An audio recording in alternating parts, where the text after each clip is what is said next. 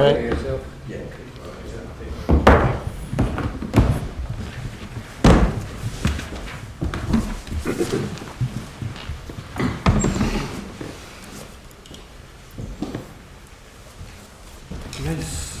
Lewis, you kick it off. Michael, how's the mood in the camp after what I'm sure was probably a sore one to concede so late, but ultimately a point going into Sunday? Yeah, it was afterwards the change room wasn't great, if I'm honest. Obviously we felt a lot of frustration because overall outside the first 30 minutes we're playing a big rival and we didn't give up any chances until we conceded. And even then in that goal there's a lot of regret in the way that we conceded it. But in the main it was a really positive performance. I think when the dust settles I think we're content enough with the performance, but knowing that we can do more over time. I think that's the big thing for us, is every week trying to get better and stronger as we go. What do you think you've learnt from the group of players that you've got here? We've seen great character in the last minute, like up at Pittodrie, we've seen convincing performances against Motherwell, and then this latest performance. What do you think you see in the group? Well, I think since Ben and Connor have been back together, we've looked a lot stronger. Bourne has come back in and performed well. In the last month, I've seen a young boy in Adam Devine showcase himself as well. So that's good. John Suter back in training today is really positive. Leon King's doing well. So all of a sudden that looks a lot more positive. We've rotated the midfielders a lot because we've needed to. You know, John's been playing and training with injections. I've had to ease off and on him. He gets a whack in the second half and we're still in pain for quite a while after the game. Glenn, as I've mentioned, has had ease issues and Jack O'Hee. So in terms of the squad, everybody seems in a more healthy place. Antonio and Kamar have had another week. All of a sudden you go out to training today and you've got 3 number 9s. It looks a lot more stronger than what it did a few weeks ago. Alfredo, to his credit, because I know there's a lot written and said about him, he's managed to play the last 2 or 3 games when maybe another player wouldn't. So what I can see is that everyone's committed and all in. As we get people back, the form will come. They need a bit of kick in terms of belief, which is what I said to them at half time in the game, and I thought they performed well in a game probably where they surprised 1 or 2 people who was sharpening their pencils to write something else. I thought we performed well in the game. We're disappointed not to win it. Have you been disappointed? Sorry. No, you got it. Have you been disappointed by the criticism of Alfredo in particular? He's been savaged by various people over the last week. I don't read it all, I just sense it, and all I can do is go off his energy here in the building. Like, his situation is not ideal as well if people want to go for him about his form and stuff, but I see a different boy inside. I think he's working to what he's working with. I'm probably the only person other than him who knows, you know, what he's going through physically at the minute to get himself fit and to stay fit, because he's played with 1 or 2 knocks. So I'm okay. Alfredo's a big boy. He's been taking this for 3 or 4 years now. I actually think it's quite tame compared to how it was when I first came to Scotland. Are you amused or bemused that 4 days after the game the back pages are still dominated by supposed controversy over VAR?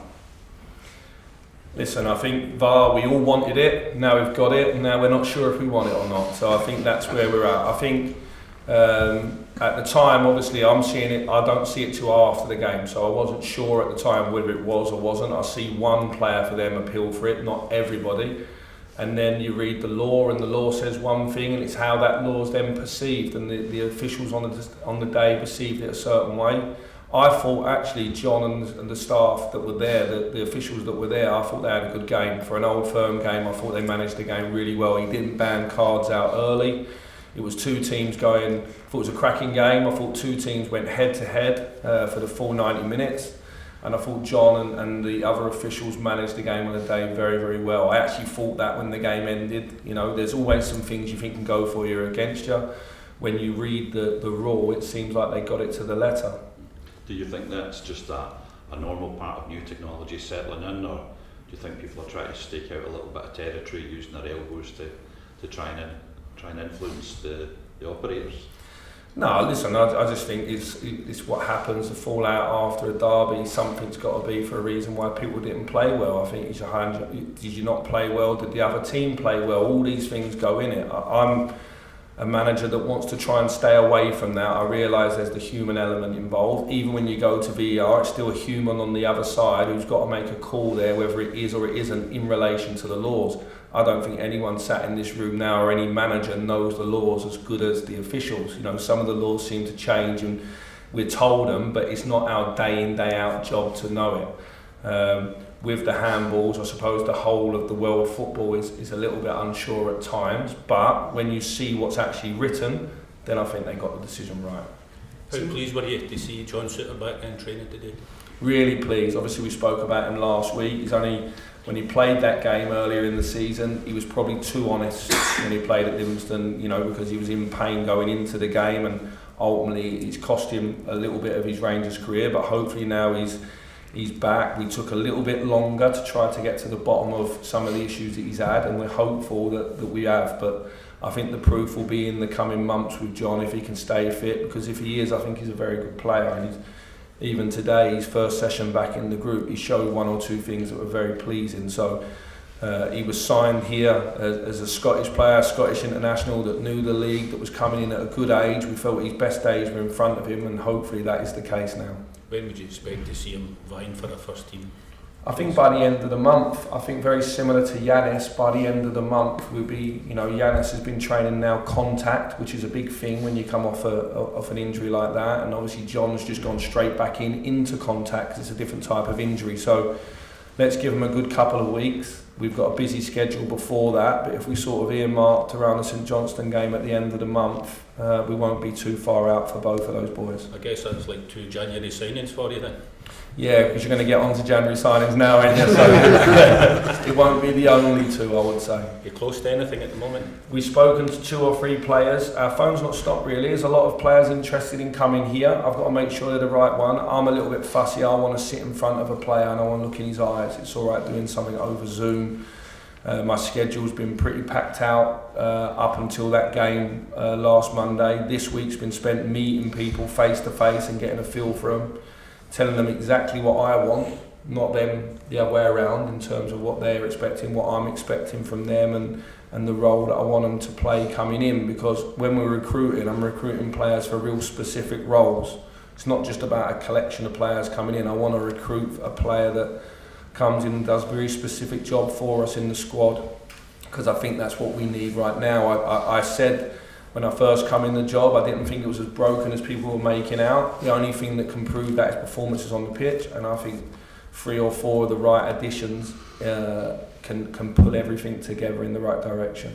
Michael, you mentioned that you spoke to 2 or 3 players. Would you hope to do that fairly soon in terms of getting these guys out? Yeah, I think so. Like, we've obviously got this game this week, and then we've got a 3 week into the semi-final with Aberdeen. 2 really big games for us. But in that time, there's no midweek game, so it does give me more time to do things. I think then the negotiation part takes place, doesn't it? So I'm not so much involved in that. That's with the agents and the football clubs that are involved. But I would say that the 2 or 3 that I've spoken to are very keen to come, and sooner rather than later, same on our side. So let's see. There won't be anyone in, obviously, before this weekend. Michael, in terms of that's players in, obviously, in terms of players out, it feels like in modern football there's a bit more of a move towards players running down their contracts. Obviously we've got a couple of high profile examples just now. Is that just a kind of modern football player power thing, that players are more likely to do that, or are there any benefits for the club or yourself as a coach to having players that are nearing the end of their contract and maybe being a little hungrier? I think it's 2 ways. I think, you know, the player will want the best contract for himself. He might be waiting, you know, it's still different cases. If it's a player that's a main starter, obviously there's a bit of negotiation going on and there's a bit of honesty. There's been a lot of change in the club recently, so if you put yourself in the shoes of the player and the club, are you going to commit to another 3 or 4 year contract not knowing who the manager is and the way things are going to go? So I think that's natural.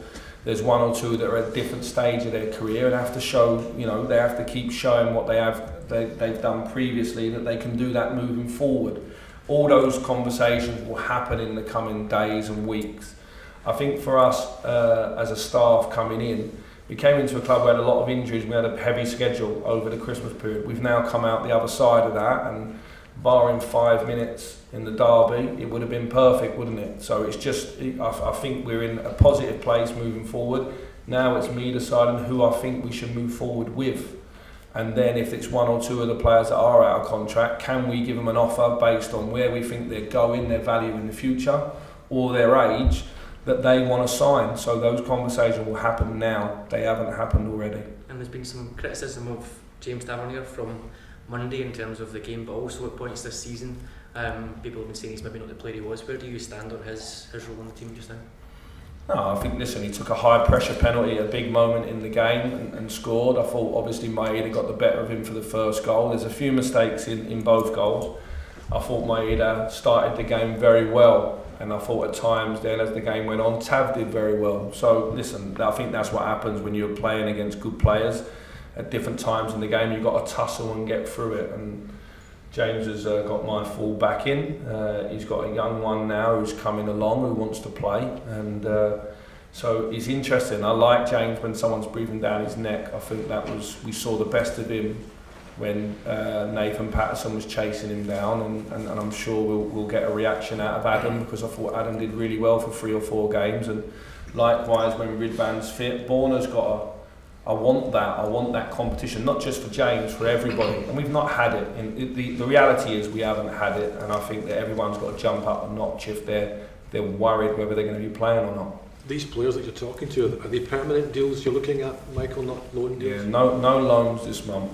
Like if I'll have to explain to you if we were to take a loan, but my plan is no loans this month. We don't need anyone to come in this club for 6 months as a short term. We don't want that. We want more certainty. I think there's been a bit of uncertainty about too many players. I want to take uncertainty away in terms of the way that we're going to play, the clarity and the standards, but also then people's situations. In the next 3 or 4 weeks, I'm hoping we get to the end of the majority of that.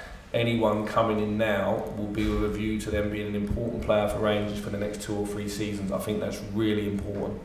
When you sit down with these players, you talk about, looking them in the eye, sussing them out. What are the characteristics you're looking for in these players that would make them a Rangers player? Well, there's 2 things. There's on the pitch, and then there's off the pitch around the building. So in terms of, are they the right sort of person to come into our environment? Are they going to fit? Sometimes there's a lot of good players out there, but are they going to fit the squad that you've got now? And they'll come in for on the pitch for very, very specific roles, so they understand what they're coming in. I don't really like changing people, so if I see a player outside and he plays a certain way, I like the easiest way to transfer talent is to put a lot of the same things around them, and I think there'll be a difference. You'll see maybe someone coming in who you think, okay, he's a ready-made now, and there might be 1 or 2 you think, oh, that's an interesting one. Rangers have done 1 or 2 of them things before, and he's a player with high promise, but you'll definitely be able to see how they're going to fit into our team. I think in terms of being around the building and the players I want to work with, I'm a development coach, that's where I've come from, and I'm very, very much on growth and development, and you versus yourself as like a daily mantra in terms of improving. So I only want people that come in here young, hungry and vibrant to take this club forward, but ultimately to take themselves forward. I think that's what we have to do inside the building. People have got to want to improve themselves. So the individual first, then that builds into the whole team. That's a little bit around the conversation. That's why it's better to meet someone and get a feel for someone sat across a table and probably have a longer conversation about life and where they're going. I think once I'm sat with someone, the football part in my mind in terms of what they're going to do on the pitch is probably already in place. Then it's really, can I get a connection with them? We work in a unique way where each player's got a member of staff that works closely with them as a guide and drives them every day, but the person who's got to own it is the player. And so for me, I need to see that. I don't want anyone who's at the top of their mountain and coming to Rangers to sort of like sit at the top of the mountain. I don't want that. I want people still climbing it and who are young and hungry. Basically a player version of what I think the management team is, a management team that needs to prove a lot, and I think that's what I want with the players as well. How heavily involved have you been in identifying these players that are ones potentially coming in this month? Are these all players that you've been previously aware of? Yeah, the club would have had lists and they've been working a certain way, like all clubs will do. Our recruitment side here I think is very, very strong in terms of if I want to go and get reports on a player, I can go and get them in-house. I don't have to ring a load of contacts. I certainly do that to get a 360, and then I take my own feeling. I like to take a gamble because I believe in development and people growing to perform. I don't think any club in Scotland buys the finished product. I think we have to kick onwards and upwards with the players. The players that come in this club will be chosen by myself along with the recommendations of the recruitment staff, but no player would come into Rangers without the manager's say so. And in my time working at the club previously, that never happened then either. Michael, you mentioned earlier that John Lundstrom had to take an injection before the Celtic game.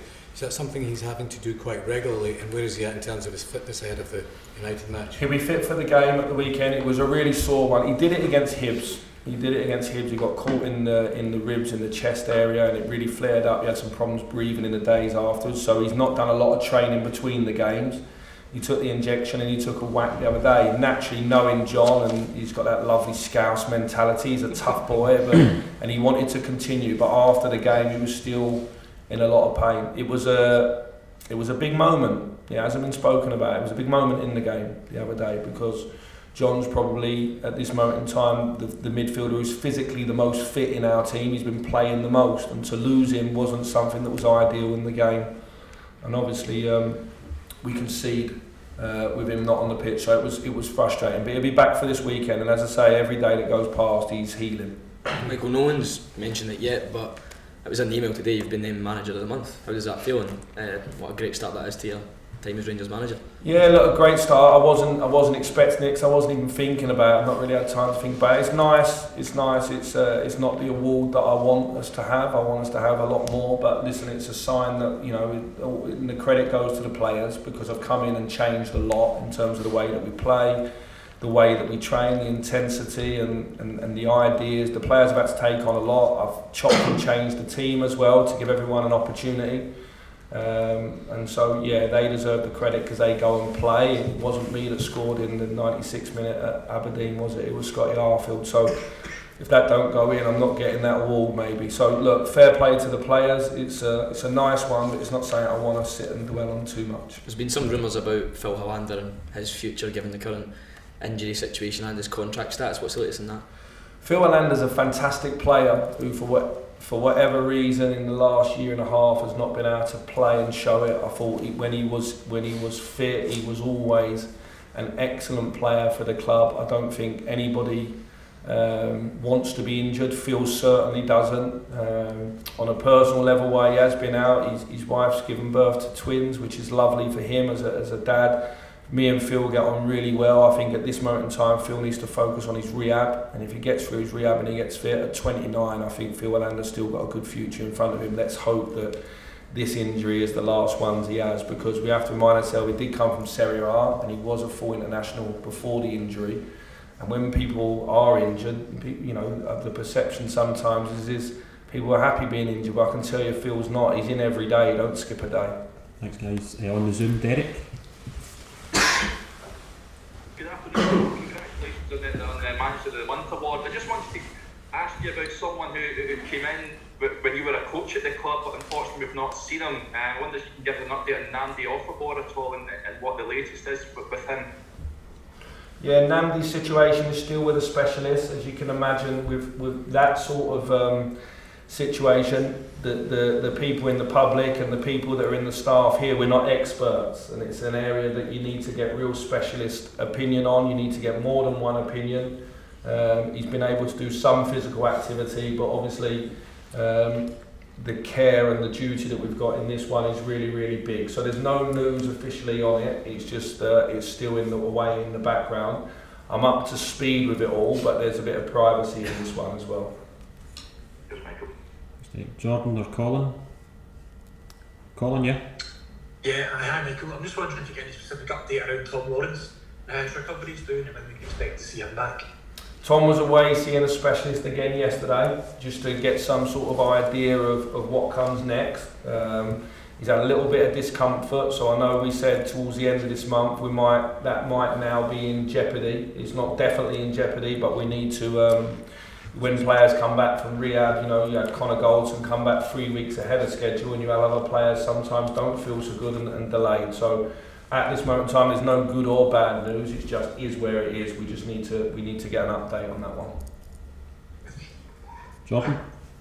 Hi Michael. I know the last couple of weeks we've spoken about potentially adding another midfielder to the squad.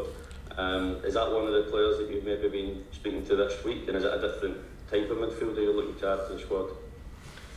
I'm looking to raise the technical ability across the squad, like you always do, and obviously to bring some dynamic some athleticism into the squad in general. I'm also looking at people that I think can come and play in front of our crowd and relish that opportunity of playing, and actually rise to that challenge and sort of prosper in it. So if you're trying to get something specific out of me, George, you won't. I'm looking for players in all positions that are good enough to play. So this month there's a world of opportunities, really.